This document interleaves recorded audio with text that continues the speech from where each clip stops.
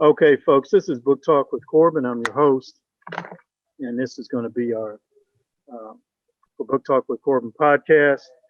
Please encourage your friends and family members to check us out. We also put this on our YouTube channel. Subscribe, like, and hit that bell notification so that every time we do a great interview like the one we're about to do right now with Jerry T. Miller, you'll be notified about it. Let me give you a little background information here on Mr. Miller. This brother earned his Bachelor of Science in Accounting from the University of Kentucky. He also served on Metro Council, Louisville, Kentucky, from 2011 to 2014.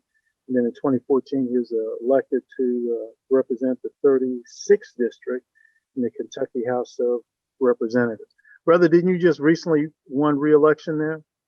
I did. It was for my fourth term, which is, so I've been in state legislature for a little over 6 years. Mm-hmm.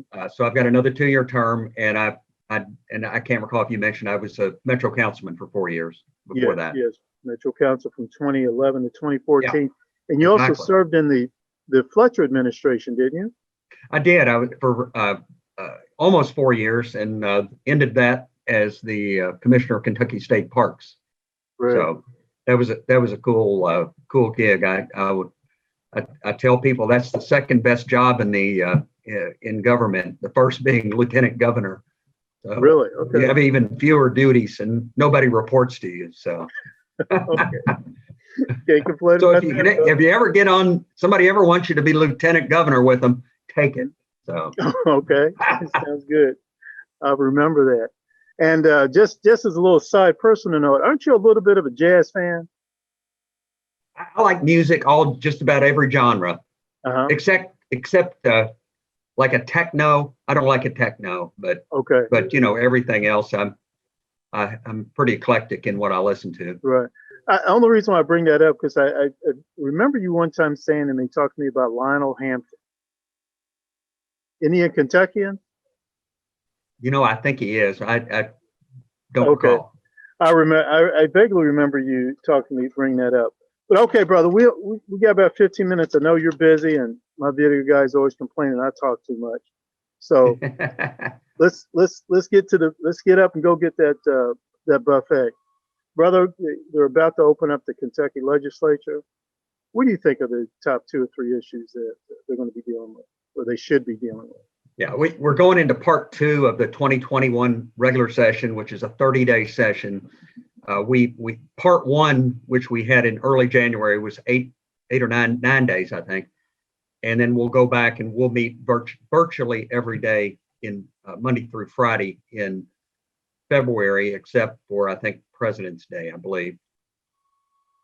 Top issues, well, from a constitutional standpoint, we need to pass the second year of the budget.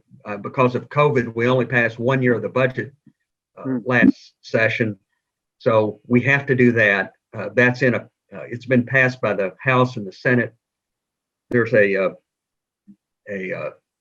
reconciliation process that the House leaders and the Senate leaders get together and hammer out what the final bill will look like. And then they'll bring it back to the full House sometime in February. I'm not sure exactly when. That is number one. One of the this isn't necessarily in priority order, but I think there is, of course, we've done some of the big things. We did some abortion bills early on. We did some other things related to COVID, but we still have to deal with big issue as far as Louisville and Kentucky's concerned is the Supreme Court decision on historical horse racing.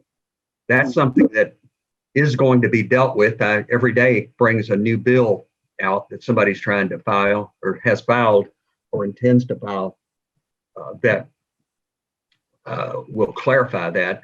I think John Schickel from Northern Kentucky just filed one, but I think the Family Foundation, which of course opposes it, said we may not like it, but the proper way to do it is a constitutional amendment. And they're right. That is the proper way to do it. So I've been a supporter a long time of just take it to the people, let the people vote on it. I mean,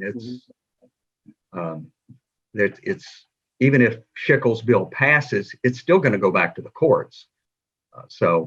And a constitutional amendment can't even be voted on by the people until November of 22. So here you've got, a few thousand people going to lose their jobs for a while, plus the impact on the horse industry. So it's a hot topic. It's coming up. Another thing I'd like to see is to try to get something to encourage the administration to get these unemployment benefits paid faster, because we still have tens of thousands of people that are at least think they're going to get an unemployment check. It's been in the process for months. I've heard as many as half of those are fraudulent, which is they're having to waste time on those while they try to sort through and find the right ones out of it. So that's an issue.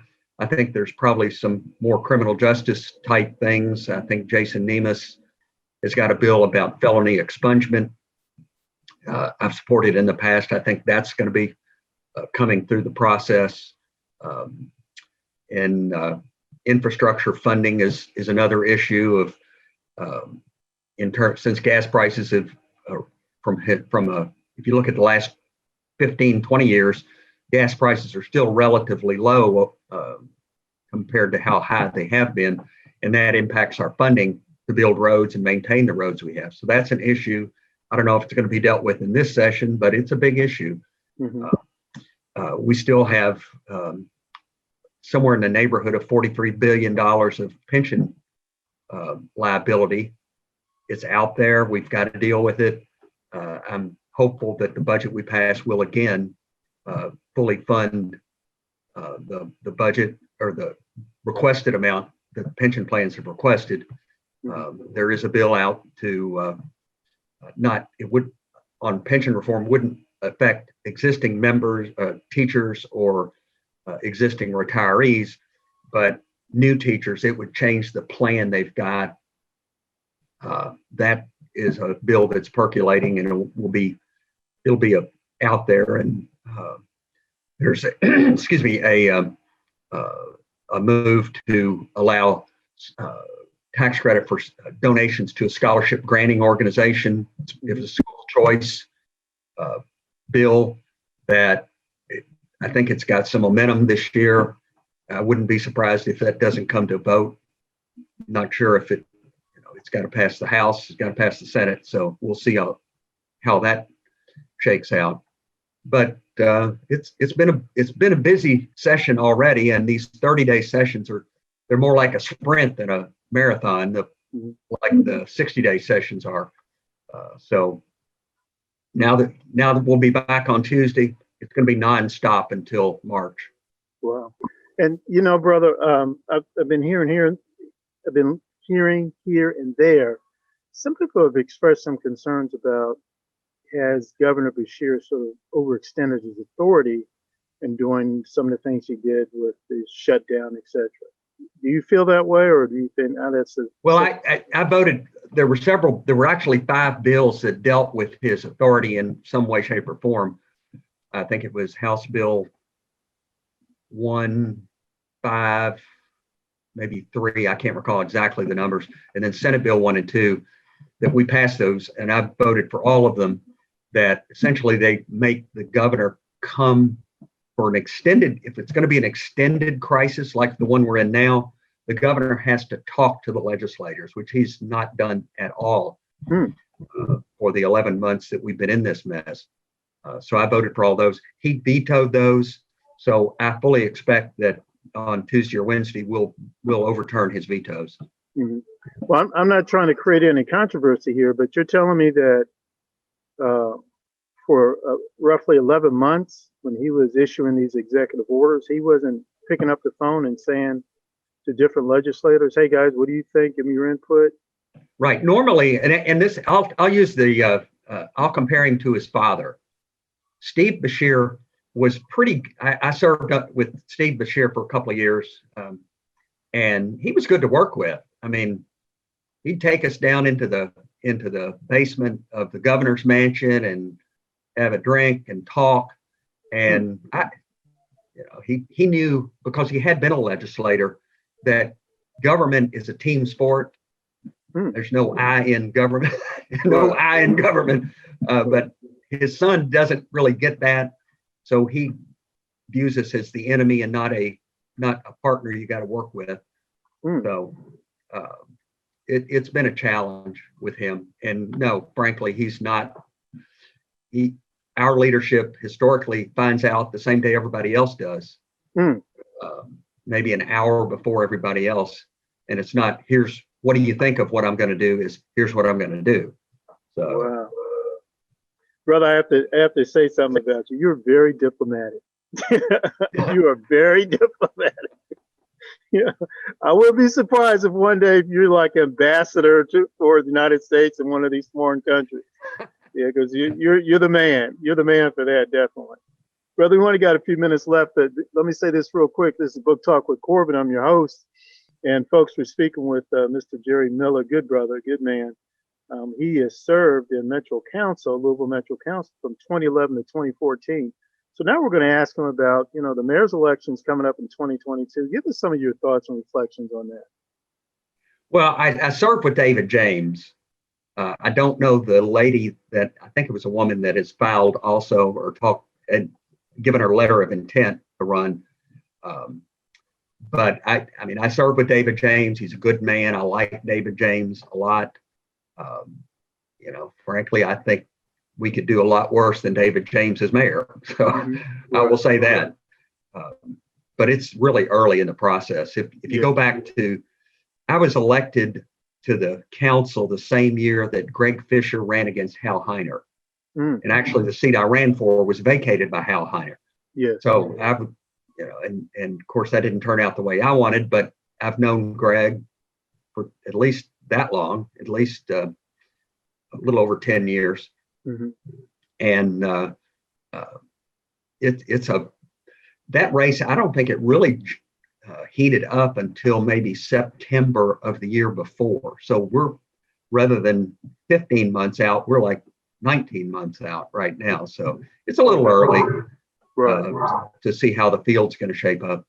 And I want to say to my listeners here, Mr. Miller is a member of the Republican Party. David James is a member of the Democratic Party. And so I just want to reiterate, explain that to my listeners. And yet you heard how Mr. Miller handled that. Very diplomatic. He didn't engage in any type of character assassination, anything like that. He just sort of put it out there. Hey, this is what I'm thinking. This is what I'm feeling. Here's some of my thoughts. Brother, having said that, do you think that Mayor Fisher could have handled some certain things a little better than what he did? I'm specifically talking about these protests in the street. Well, hindsight's 2020. But I mean, it really goes back before that. It goes back all the way when I was a councilman. There were issues that came up that it was clear that there was a disconnect between the police leadership and the rank and file. And the former chief was a good man, but wasn't a great leader of men. And many of us thought there was just a lack of communication with the rank and file about making sure that they were on the same page. Some of the things that Russell Coleman, who was the U.S. attorney and had been with the FBI in terms of the community violence initiative, we were telling Greg Fisher in 2012, 2013 era that he needed to do something like that. As a matter of fact, I wrote an op-ed with another fellow that was published in the Courier Journal. It was probably about 2013, that, look, you've got an issue here. You need to look at what they've done in Boston and take that to heart and make some changes around here. And here we are 8 years later, and they're just now doing that community violence initiative seems to have legs now. So Mhm. I wish them the best, but yeah, I think it wasn't just last May, last spring Mhm. that there's been issues. This goes back a long way. Because it's got a little some roots there. Okay. All right, brother. Well, it looks like we need to, looking at my clock here, it looks like we need to wrap it up. I appreciate you coming out the way you do. I know Well, it's always a pleasure being with you, Corbin. I enjoy watching your podcasts, and as you request, I share them. So fantastic. hit like, and All right. but anyway, best of luck, Godspeed, and bless your work.